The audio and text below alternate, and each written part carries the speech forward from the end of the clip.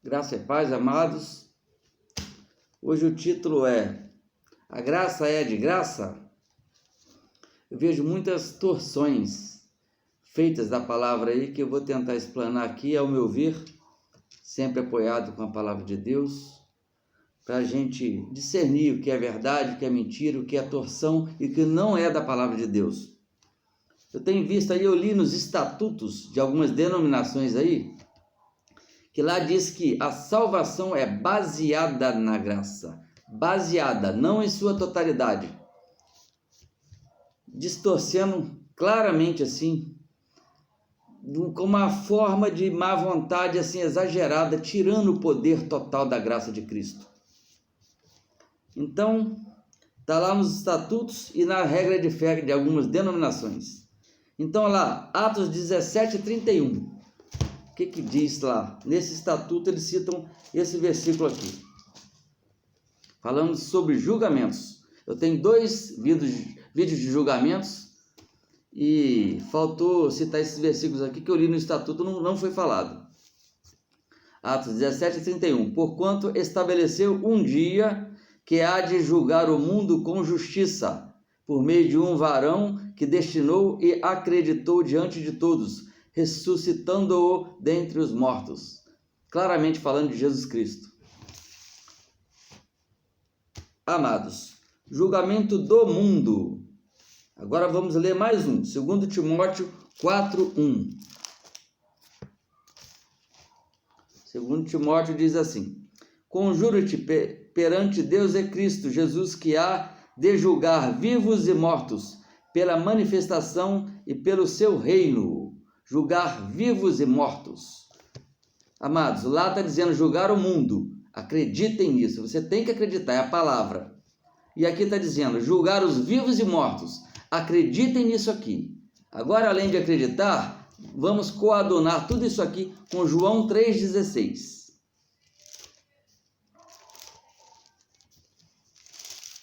João 3,16 diz assim, aquele versículo conhecido. Aqui ele vai citar o mundo no qual está se referindo aqui. Porque Deus amou o mundo de tal maneira que deu seu Filho unigênito para que todo aquele que nele crê não pereça, mas tenha a vida eterna. Aí vem o versículo 17. Paulo escreveu no 16. Agora ele vai desenhar um pouquinho no 17. Porquanto Deus enviou o seu Filho ao mundo, não para que julgasse o mundo, mas para que o mundo fosse salvo por ele. Bom, eu já entendi que ele não julgaria o mundo, ou se julgasse a forma seria na cruz. O 18 acaba de colorir tudo que falta para o entendimento. Bem claro. Quem nele crê não é julgado, o que não crê está julgado, ou condenado em outras traduções. Porquanto não crê no nome do unigênito Filho de Deus. Amados, lendo todos esses três versículos em conjunto, dá o entendimento da palavra que é exigido para a verdadeira condenação do verdadeiro entendimento. Julgar vivos e mortos, o que seria? Todo dia, todo momento e hora que Cristo, quando vir, terá vivos e terá mortos. Mortos aonde? Naquele cemitério ali. E vivos? Vivos que estão aqui sem Cristo, porque o conceito de morto na Bíblia é estar sem Cristo. E tem os mortos e vivos, vivo de carne e morto de carne. Se eu estou morto no cemitério e nunca aceitei Cristo, eu sou um morto. Se eu estou vivo aqui e nunca aceitei Cristo, eu estou um vivo morto. O mundo ao qual é relatado em João 3,16 é todo mundo à parte daqueles que não aceitaram Cristo. E o julgamento será dos mortos, tantos ainda vivos em carne, quanto os que já foram enterrados no cemitério, explanando e clareando todas essas dúvidas aqui sobre julgamento. Amados. Então a graça, a gente ouve muita gente falando e pregando em doutrinas aí, querendo diminuir a graça do nosso Senhor Jesus Cristo, que veio de graça. Então eu ouço lá alguns bordões. A graça é de graça, mas não é barata. Vamos analisar o teor de heresia que vai chegando o falso profeta e o mal entendedor da palavra. Salvos pela graça? Não é bem assim não, não é bem assim não. Se você andar na linha direitinho, retinho, tem coisa que não precisa nem explicar. E tem um tal de rabino judeu que está na internet aí, até usando aquele quipazinho aqui, aquele paninho no meio da cabeça, e uma túnica branca, para dar um ar de judaísmo antigo. Esse é um dos mais pesados que eu vejo. Esse nega o próprio conceito de graça. Ou seja, ele diz que a graça é favor merecido, contrariando não só a Bíblia, mas como o dicionário do que é o verdadeiro conceito de graça. Graça, todos os dicionários do mundo inteiro você pode abrir e está lá escrito, como se um presente de Deus, uma dádiva, favor imerecido, ou seja, você não fez nada para conseguir. Bem claro. E em relação aos judeus, falando sobre a graça, quem são os judeus para falar? Vamos coadunar tudo isso aqui com João 12:40. Ele falando lá do que os judeus, o que Deus pensa dos judeus que o crucificaram, que o abandonaram naquela cruz, que eles não reconheceram aquele que estava diante dele como Salvador e Mestre. A explicação da incredulidade dos judeus, lá no versículo 40 do capítulo 12. Cegou-lhes os olhos e endureceu-lhes o coração, para que não vejam com os olhos, nem entendam com o seu coração, e se convertam e sejam por mim curados. 42. Contudo, muitos dentre as próprias autoridades creram nele, mas por causa dos fariseus não o confessavam, para não serem expulsos da sinagoga, porque amaram mais a glória dos homens do que a glória de Deus. Vamos embasar com versículos e mais versículos da graça, para ficar bem saturado na mente, para quem tem um pouquinho de dúvida, esquecer esse negócio de dividir a graça ao meio. A graça é indivisível. Vamos ver se eu estou falando verdade. A palavra que vai falar. Eu sou comentarista, quem está falando é a palavra. Gálatas 2:19. Gálatas 2:19. Paulo falando, porque eu, mediante a própria lei, morri para a lei, a fim de viver para Deus. Estou crucificado com Cristo. Versículo 20. Logo, já não sou eu quem vive, mas Cristo vive em mim.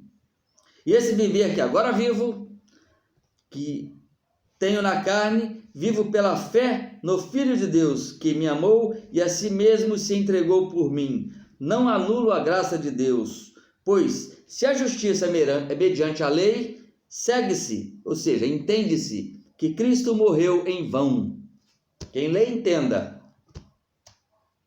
Gálatas 3:22. Mas a Escritura encerrou, ou seja, terminou, tudo sobre o pecado, para que mediante a fé em Jesus Cristo fosse a promessa concedida a quem? Quem? Aos que creem. Eu creio. Você crê? Então agora lá em Romanos 38, 37 e 39. Vamos saturar de versículos bíblicos para espantar toda e qualquer dúvida. Romanos 8, 37 a 39. Em todas essas coisas, porém, somos mais que vencedores, por meio daquele que nos amou. Paulo falando isso.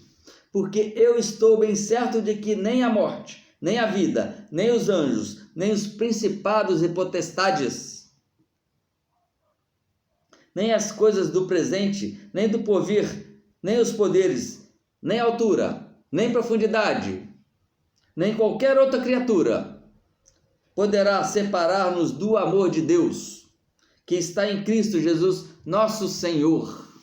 Vínculo pela fé, eu e Cristo, você e Cristo, pela fé, pela graça, que é somente, que custou muito cara, mas para Ele, para nós, veio de graça. Romanos 5:20.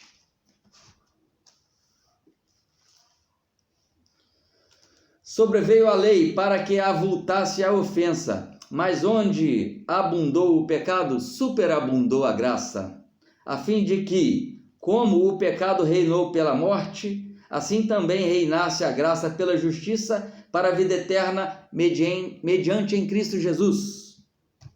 Romanos 6:23. Porque o salário do pecado é a morte, mas o dom gratuito de graça, dádiva, favor imerecido de Deus é a vida eterna em Cristo Jesus, our Lord, nosso Senhor. João 6:47. João 6:47. João 6:47 diz assim: em verdade vos digo, quem crê em mim tem a vida eterna. João 8:51. Em verdade vos digo, quem guardar a minha palavra não verá eternamente a morte. 11:25. João, Evangelho segundo João 11:25. Disse Jesus, meu Senhor, nosso Senhor, eu sou a ressurreição e a vida. Quem crê em mim, ainda que morra, viverá. Morra aqui, essa primeira morte.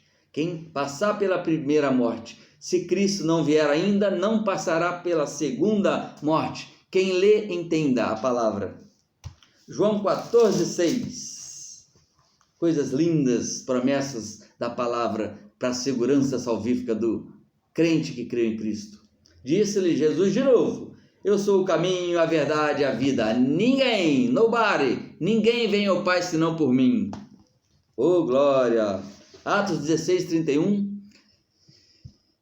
Crê no Senhor Jesus e serás salvo, tu e tua casa.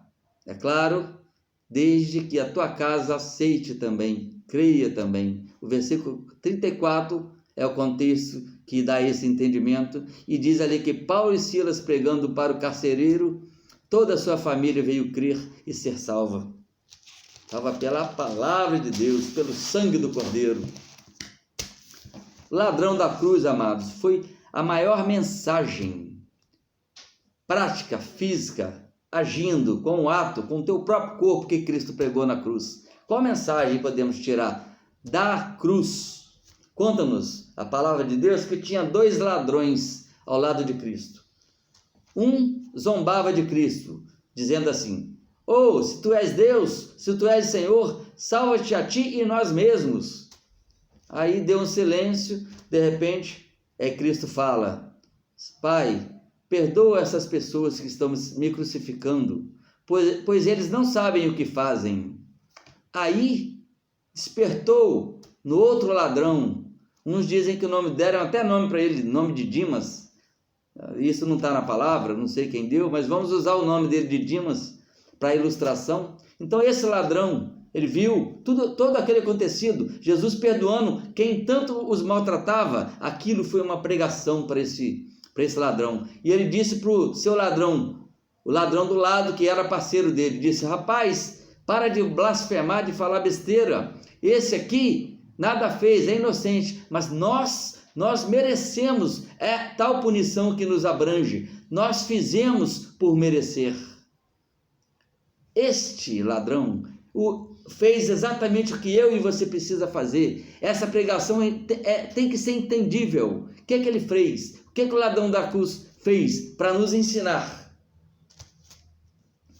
Primeiro, ele reconheceu que todos pecaram. Veio a lei e ninguém cumpriu. O que o ladrão reconheceu? Conclusão: todos condenados. Todos.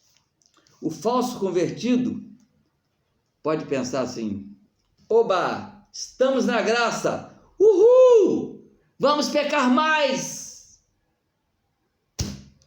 Esse, amados, esse nunca foi convertido na vida. Esse não entendeu a obra salvífica de Cristo na cruz. Então, o que Cristo falou para esse ladrão? Cristo reconheceu o seu estado de se reconhecer imerecedor, incapaz, pecador, indigno. Esse alcançou a salvação, sem obra nenhuma, a vida inteira. A salvação lhe alcançou. Ele reconheceu que o Salvador estava ali, diante dele naquele momento. Aí alguém vem dizer assim, é somente crer em Jesus para ser salvo? Muito fácil pensando assim. Até os demônios creem, muitos dizem. É óbvio que os demônios creem. Eles, não tem ninguém, seres que têm mais facilidade e poder e obrigação de crer em Deus, são os diabos e seus demônios. Por eles de lá vieram, estiveram próximo à santidade do reino celestial. Eles creem e tremem de medo. Só que o crer que a Bíblia fala, amados, não é crer na existência de Deus e Cristo Jesus. É crer na obra salvífica, redentora, propiciatória, atemporal e abrangente de Cristo na cruz. Esse é o verdadeiro, com todo o corpo, coração, força, alma e entendimento. Isso é a verdadeira obra que podemos fazer para galgarmos e alcançarmos essa salvação dessa cruz de Cristo. Aí alguém pergunta, é só crer em Jesus para ser salvo? Aí a resposta correta para esse que acha que é simples, que é muito fácil, as respostas são essas. É só crer em Jesus para ser salvo? Aí você responde. É só crer em Jesus, aquele que deixou o resplendor da sua glória para vir aqui, viver 33 anos, impecável, sem um pecado, andar correto. É só crer em Jesus para ser salvo?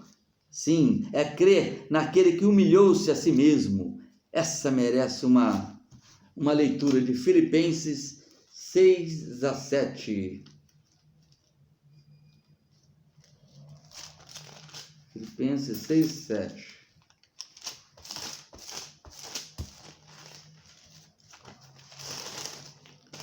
Filipenses 6:7. Não tá. Filipenses 2:6-7. 2:6-7. Pois ele, substituindo em forma de Deus, não julgou com usurpação ser igual a Deus, antes a si mesmo se esvaziou, assumindo a forma de servo, tornando-se em semelhança de homens e reconhecido em figura humana.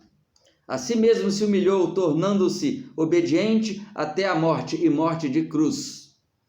Pelo que também Deus o exaltou sobremaneira e lhe deu o nome que está acima de todo nome, para que o nome de Jesus se dobre todo o joelho, nos céus, na terra e debaixo da terra, e toda língua confesse que Jesus Cristo é o Senhor, para a glória de Deus Pai. É só crer em Jesus para ser salvo? Crer naquele Jesus que foi cuspido, rejeitado, tratado como um malfeitor. É só crer em Jesus para ser salvo? Só crer em Jesus, naquele que substituiu o meu e o seu lugar, se fazendo um verme. Aquele que aceitou receber sobre si os meus e os seus pecados. É só crer em Jesus? Sim, é naquele que aceitou ser abandonado pelo Pai naquelas 3 horas de trevas. É só crer em Jesus para ser salvo? Sim, crer em Jesus, naquele que suportou todo o cálice da ira do Deus vivo. Salmo 75:8. Esse tem que ser lido. Salmo 75:8.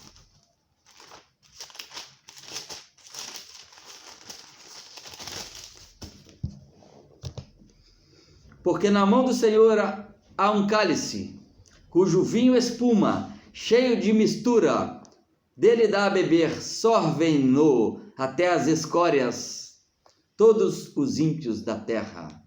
Este cálice da ira de Deus, ele bebeu, e o cálice era, sabe de quem era? Era meu, era seu.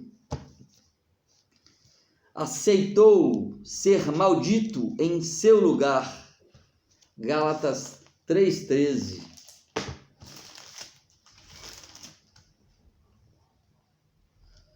Cristo nos resgatou da maldição da lei, fazendo-se Ele próprio maldição em nosso lugar, porque está escrito: maldito todo aquele que for pendurado no madeiro.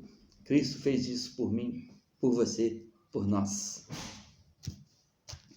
Aí eu fico imaginando na hora da salvação do ladrão da cruz, lá naquela hora, antes de Cristo falar assim: hoje mesmo estarás comigo no paraíso. Eu fico imaginando alguns líderes interrompendo a conversa de Cristo ali, falando assim, vários, um de cada vez.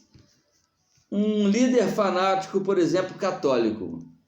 Aí, antes que Cristo falasse: hoje mesmo estarás no paraíso, ele falou: pera aí, Jesus, você está cansado aí? Deixa eu falar por você aqui. Ô ladrão, o que você pensa que você é, hein? Antes de você ser salvo, o que você está querendo aí, você não dá um jeitinho de descer dessa cruz e expurgar todos os seus pecados e confessar para um padre tudo que você cometeu na vida e fazer a primeira comunhão lá na igreja, sabia? Tá, olha que coisa. Aí outro líder, um líder espírita, fala: ó Jesus, peraí, você está cansado, morrendo aí? Deixa eu falar por você. Ô seu ladrãozinho, aqui. Presta atenção, cara, vê se você trata de morrer e reencarnar, e no teu caso, reencarnar umas 310 vezes, porque essa é ladrão a vida inteira, haja encarnação para te salvar, cara. Tá. Aí chega um líder neopentecostal, fala: Jesus, espera aí, deixa que eu falo para ele por ti. Ô meu amigo, você tá doido? Pedir para Jesus te salvar? Você não sabe que é as obras que te salvaria, não? Pode descer e fazer obras até pagar todos os seus pecados para você chegar à salvação, sabia? É. Aí chega mais um líder da teologia da prosperidade. O que ele falaria? Falar: Senhor Jesus, espera aí, deixa que eu falo por ti, para esse ladrão, safadinho. Ele vai dizer assim: ô cara, você não sabe pedir não, ladrão? Presta atenção, peça direito, cara. Peça para Cristo te descer da cruz aí e te dar um carro zero, uma prosperidade. Você tem uma vida melhor aqui, vai morrer, acabou, cara. A vida, a salvação é aqui. Aí mais um líder judeu ortodoxo, ou aqueles que guardam o sábado, tipo adventista. Ele falaria assim: ô seu ladrãozinho, dá um jeito de descer daí e guardar o sábado, e você, Jesus e o seu colega aí, que seja mais rápido nessa morte aí, que o sábado, às 6 horas da sexta-feira está chegando, para a gente cumprir o sábado, que é a única coisa que salva, sabia? Vocês 3 estão atrapalhando tudo isso aí. Daqui a pouco vai começar o horário sabatino, todos nós vamos lá para o templo orar, para as sinagogas, e lá buscar a salvação. Não sei o que vocês 3 estão fazendo nessa cruz aí. Aí um líder budista, que achava que as obras, vão tentar ilimitadamente chegar um dia lá em cima. Aí o líder budista diria assim: Jesus, deixa que eu falo, aqui, seu ladrão, é o seguinte, você vai ter que sair daí e continuar tentando, para um dia você conseguir alguma coisa, tá bom, meu amiguinho? Tá. Tem mais um, quer mais? Tem mais um.